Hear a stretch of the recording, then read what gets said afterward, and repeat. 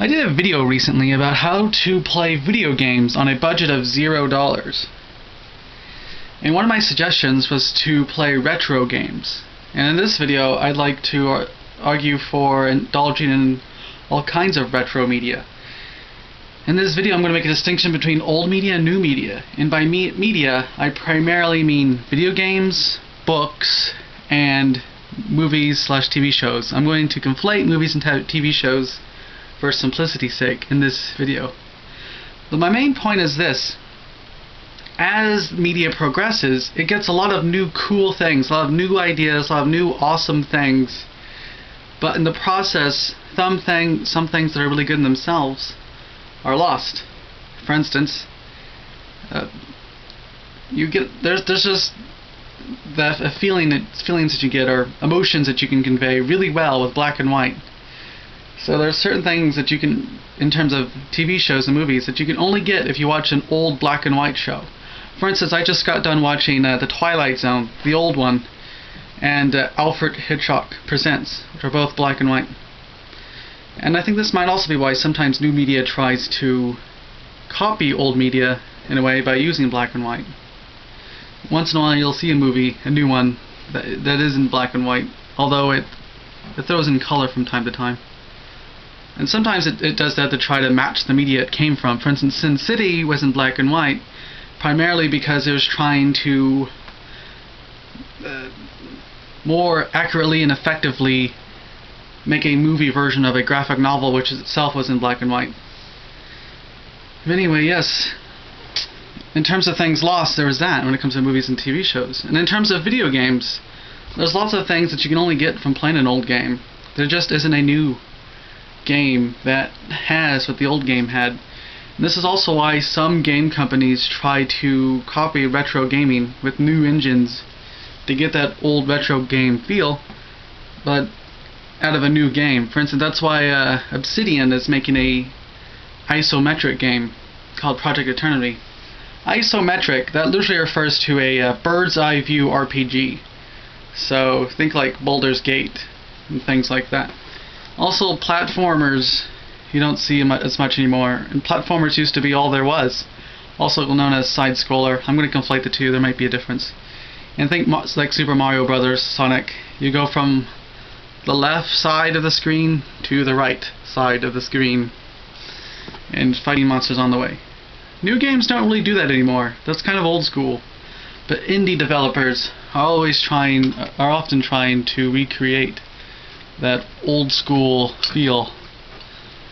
And by the way, I should do a video on how games have changed. Video games now are way different than they were in the past. For instance, video games now don't really have points anymore, and they try to be more open world, so there isn't really a level thing anymore. It's not a case like you're level 1, level 2, level 3, level 4. Video games don't really do that anymore. That's something from like the 90s.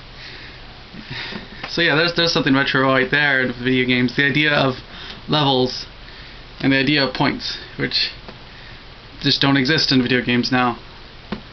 I mean, there might be level in terms of how powerful your individual character is, but there's no like game levels. Like you just progress through the storyline. There's no, you're at level 33 now. They don't do that anymore. But anyway, yeah. There's a lot of, the list is probably endless in terms of movies and TV shows and games, how things have been lost as they both progress. Books too are very important. For instance, my example would be a cultural setting that the author was in.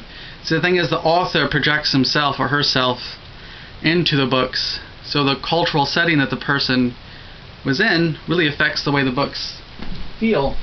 So my examples for my favorite sci-fi series, Dune. There's a big difference between old Dune, Dune Messiah, and like new Dune, Paul of Dune. The distinction is, old Dune is written by Frank Herbert. New Dune is written by his son, Brian Herbert, with help from Kevin J. Anderson, another famous sci-fi author. The new Dune and the old Dune, they read very differently. Frank grew up at a very different time in America's history, and Brian grew up in the time afterwards. Brian is alive right now, and the new Dune book series is ongoing. In fact, they're going to publish a new Dune book pretty soon. The last one was Sisterhood of Dune about the Bene Gesserit, and they're supposed to publish a book about the Mentats, if you know Dune. But anyway, because they read at such different times, they read so different. Frank Herbert's Dunes read like something out of the 80s. They read like something out of the past. Where Brian Herbert is around today, so his stuff sounds like something out of today. So because of the author's different eras, their books match their eras. So if you really can't get the retro feel with a new book. You have to read old books to get how things were like then. Like, you're probably never going to get anything like a Heinlein today. Heinlein's book, all of his fiction really was written in the context of the Cold War. So it's going to be very difficult to ever read a new book that comes out that really matches Heinlein. Because, well, we're not in a Cold War anymore, so you really have to go back to read the old books in order to get the old feels. Oh yeah, and of course I might as well say it because someone might mention it. You're probably going to see a little bit more sexism in really old books. Because like in Dune Messiah, Alia seems to fit more of that like 80s romance type feeling.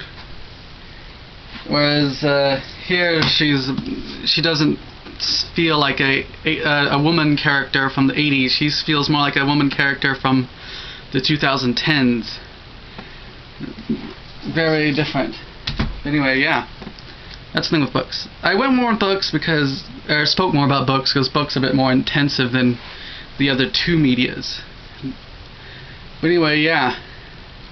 Yeah, you really need a retro game and retro movie show watch and very retro read. Now, I will say just one thing, another example, sort of like that, of the books for TV shows. If you want to get the idea even more strongly, watch the old Twilight, the old black and white Twilight Zone episodes, and then watch the Forrest Whitaker Twilight Zones, which happened in the early 2000s, like 2004, 2005. In fact, Forrest Whitaker just modernized some of the old Twilight Zone episodes into color and with a different setting, and you can still see the huge difference between the two. You feel different things watching the old black and white Twilight Zones than from watching the Forrest Whitaker colored and more modern updates. I mean, in terms of like cultural differences between the time, Forrest Whitaker wrote his thing after 9/11, so his version of one of the stories involved the military doing a military test, whereas Twilight Zone was written in a different time, a time when the moon was a thing, traveling to it and all that. So it was more alien-based, that particular episode. And if you know what episode I'm talking about just from that, you might be watching too much Twilight Zone episode. You might be too hardcore into it because I'm not really giving you all that much of a hint. But anyway, yeah, retro media. Try it out. Don't neglect new media. Just recognize that new media loses some things in the process of progress.